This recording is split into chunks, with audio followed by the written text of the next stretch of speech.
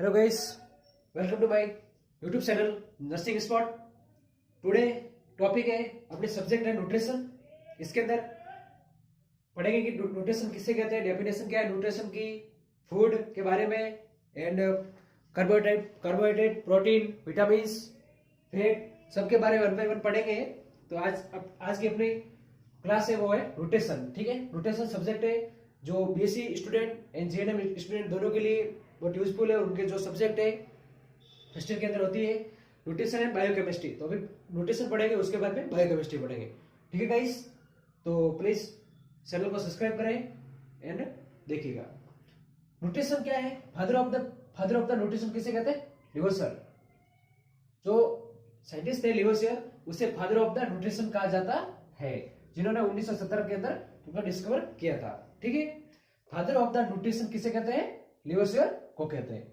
इसके बाद में न्यूट्रिशन की डेफिनेशन क्या है? डेफिनेशन है कि it is the science of food, nutrition and other substance with then action, interaction and balance in the health and disease. इसके अंदर बताया कि जो न्यूट्रिशन है वो एक साइंस ऑफ फूड, जो खाना होता है, जो उसका साइंस ऑफ फूड है, एंड सब्सटेंस जो उसके अंदर पार्टिकल्स रहते हैं। फूड के अंदर अपने खाना क्या होता है? फूड के अंदर अपने मिनरल्स पे हो गए, विटामिन पे हो गए, कार्बोहाइड्रेट पे हो गई, फैट भी हो गई, है ना, तो उसे कहते हैं फूड, खाना। ठीक है, and then nutrition and other substance with their action करेंगे, इंटरेक्शन अपने बॉडी के अंदर करेंगे, और बैलेंस रखेंगे किसका? हेल्थ एंड डिजीज का। हेल्थ एंड अपने शरीर का, अपने शरीर के अंदर हेल्थ अच्छी है, खाना खा रहे हैं, टाइम से टाइम न्यूट्रिशन ले रहे हैं, तो हेल्थनेस होगी। यदि न्यूट्रिशन की कमी हो रही तो डिजीज हो गई, है ना। तो जो अपनी जो हेल्थ सही एकदम स्वस्थ व्यक्ति और जो बीमार व्यक्ति के जो बीच का जो रिलेशनशिप होता है वो कहते हैं न्यूट्रिशन बना के रखता है। ठीक है गाइस, तो उसे कहते हैं न्यूट्रिशन। तो ये थी अपने न्यूट्रिशन की डेफिनेशन।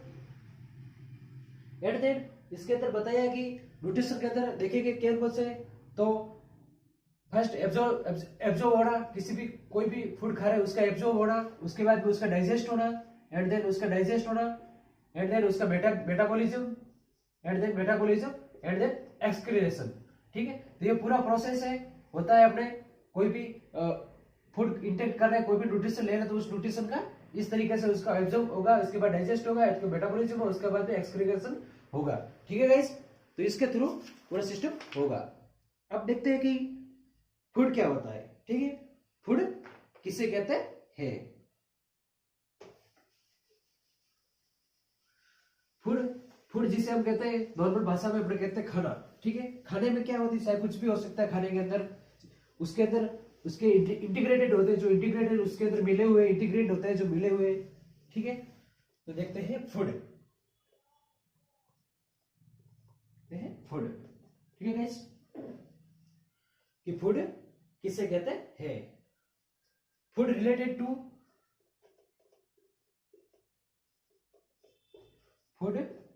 रिलेटेड टू किसके रिलेटेड है? Food related to menu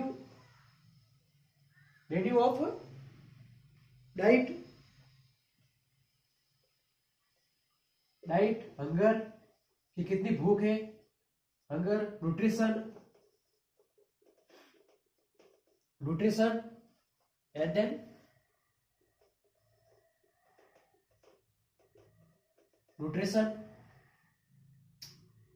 and some of related to body requirement, some of the body requirement।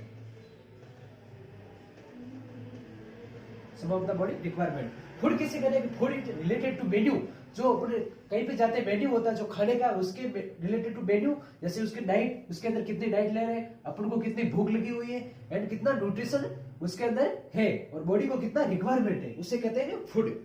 ठीक है guys, and requirement of the, इसके अंदर food is oriented to physical sense and emotional quality of the life की। ठीक है,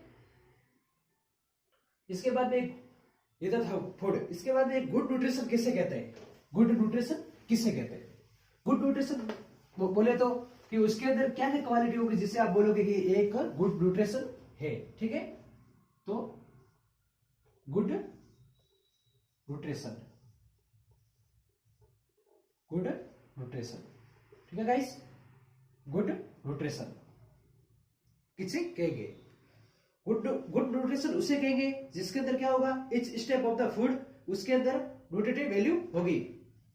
कोई भी nutrition हो, कोई भी चीज खाने को उसे गुड न्यूट्रिशन आप कैसे कहोगे, तो उसके अंदर क्या होना चाहिए, न्यूट्रिटिव वैल्यू जो मैक्सिमम होनी चाहिए। न्यूट्रिटिव वैल्यू है जो मैक्सिमम, न्यूट्रिटिव वैल्यू है जो क्या होनी चाहिए, मैक्सिमम होनी चाहिए। ठीक है, फर्स्ट थिंग। और सेकंड थिंग, जो अपनी रिक्वायरमेंट है उसको फुलफिल करना चाहिए, कि जो एक आदमी की क्या रिक्वायरमेंट है उसके अंदर उसकी फुलफिलमेंट होनी चाहिए। ये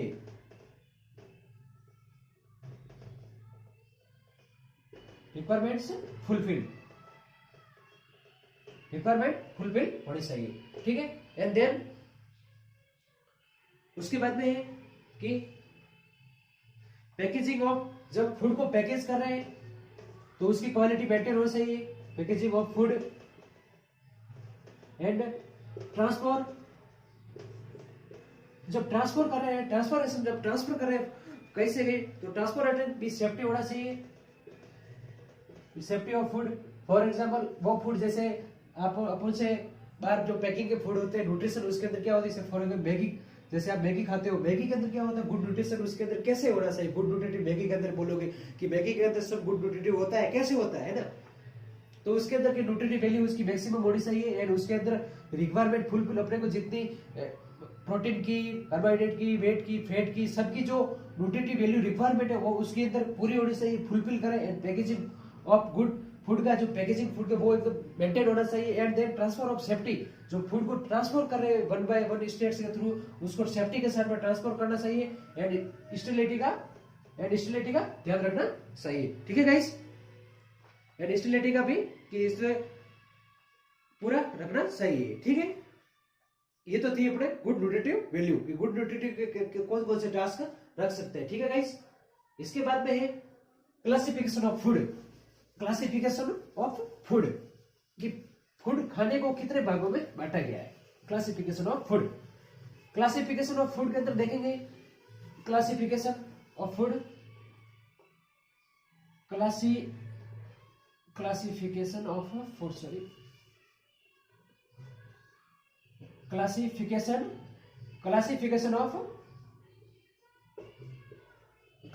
ऑफ फूड। इसके अंदर दो भागों के अंदर इसको फूड को डिवाइड किया गया है। फर्स्ट थिंग तो है अपने फंक्शन के आधार पर, कि फंक्शन के आधार पर क्या फंक्शन, एंड देन है फंक्शन के आधार पर फर्स्ट थिंग, एंड सेकंड है अमाउंट, फूड के अमाउंट, फूड के अमाउंट के आधार पर। ठीक है गाइस,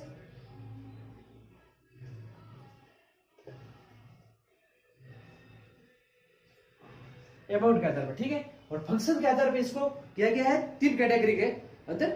ठीक है, फंक्शन के आधार पर फर्स्ट तो है कि एनर्जी रिक्वायरमेंट के लिए, कौन कौन से फूड की जरूरत पड़ेगी।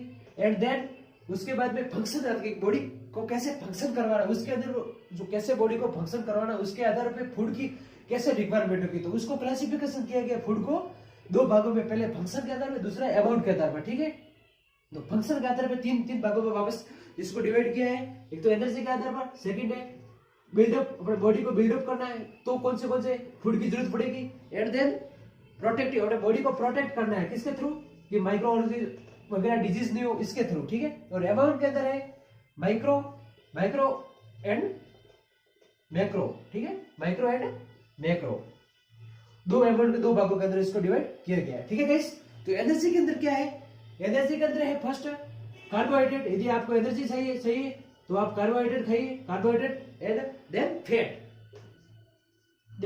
जो कार्बोहाइड्रेट वाला फूड है वो आपको एनर्जी देगा, एंड जो फैट वाला है वो आपको एनर्जी देगा ओनली फॉर। ठीक है, फंक्शन के अंदर। एंड बिल्डअप, यदि आपकी बॉडी बिल्डअप करनी है तो उसके अंदर आप फैट लोगे एंड प्रोटीन, तो फैट एंड प्रोटीन लोगे। ठीक है गाइस, एंड देन प्रोटेक्टिव के अंदर क्या, आपकी बॉडी को प्रोटेक्ट करना है डिजीज से, जो आपकी माइक्रोऑर्गेनिज्म से है, तो उसके अंदर फर्स्ट आप लोगों के मिनरल्स आपको लेना पड़ेगा, मिनरल्स लोगे। उसके बाद में वाटर, फाइबर,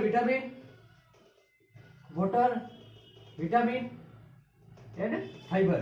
ठीक है गाइस, ये तो था। और अब micro nutrients and macro nutrient, ये होता है कि माइक्रो बड़ा होता है, मैक्रो बड़ा होता है, बताइएगा। जो मैक्रो न्यूट्रिएंट होते हैं वो हमेशा बड़े होते हैं। इसके अंदर जैसे कार्बोहाइड्रेट, प्रोटीन, ठीक है, फैट, ये है मैक्रो, ठीक है। एंड माइक्रो वो होते हैं जो बहुत छोटे अपने न्यूट्रिएंट वैल्यू के अंदर, जैसे vitamin vitamin and minerals, fibres and water, ठीक है गाइस। तो ये तो था क्लासिफिकेशन ऑफ फूड का, ठीक है, ये तो अपने खाने का फूड का क्लासिफिकेशन था, ठीक है गाइस। इसको क्लासिफिकेशन किया गया था फूड को। आई होप कि आप सबको समझ में आ गया कि क्लासिफिकेशन ऑफ फूड का कैसे हुआ है, ठीक है गाइस। फर्स्ट है क्लासिफिकेशन फूड के अंदर, फर्स्ट फंक्शन के आधार पर, दूसरा अमाउंट के अंदर माइक्रो एंड मैक्रो। मैक्रो के अंदर जो बड़े होते हैं, मैक्रो को कार्बोहाइड्रेट, प्रोटीन और फैट को, एंड माइक्रो के अंदर विटामिन, मिनरल्स एंड विटामिन हो गए, मिनरल्स हो गए, फाइबर्स हो गए, वाटर हो गया, ठीक है, वो हो गया इसके अंदर माइक्रो न्यूट्रिएंट्स के अंदर, ठीक है, फूड के अंदर। इसके बाद में फंक्शन के आधार पे फर्स्ट है एनर्जी के अंदर। एनर्जी को लेने के लिए अपने को कौन से फूड की आवश्यकता रहेगी? तो आवश्यकता रहेगी आपको कार्बोहाइड्रेट और फैट की। और बिल्डअप, बॉडी बिल्डअप करने के लिए तो फैट एंड प्रोटीन बिल्डअप करना है, यानी प्रोटेक्टिव बिल्डअप में मिनरल्स, वाटर एंड फाइबर्स की जरूरत पड़ेगी, ठीक है गाइस। तो ये था अपना क्लासिफिकेशन ऑफ फूड का, बहुत वेरी इंपॉर्टेंट टॉपिक है। इसके बाद में देखते हैं कि फूड को कौन कौन से ऐसे फैक्टर्स होते हैं जो अफेक्ट करते हैं। क्या कि कौन कौन से फैक्टर ऐसे होते हैं जो फूड को अफेक्ट करते हैं, फूड को अफेक्ट करते हैं। Factor affecting of the food, ऐसे कौन कौन से फैक्टर होते हैं जो फूड को अफेक्ट करते हैं, ठीक है। तो इसके अंदर फर्स्ट फैक्टर है जो आपका है साइकोलॉजिक फैक्टर। क्या है? Psychologic factor.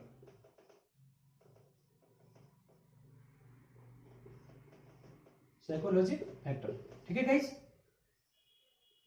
इसके अंदर क्या होता है गाइस कि साइकोलॉजिकल फैक्टर फूड को कैसे अफेक्ट करेगा? खाने को, अब खाना खा रहे उसको कैसे अफेक्ट करेगा अपने फूड को? साइकोलॉजिकल फैक्टर तो कैसे अफेक्ट करेगा? फॉर एग्जांपल देखते हैं इसके अंदर उसका स्ट्रेस है, यदि कोई स्ट्रेस में, तनाव में एकदम, तो वो खाना नहीं खाएगा। कोई इमोशन में है, इमोशनली कोई दुखी है, तो भी उसको खाना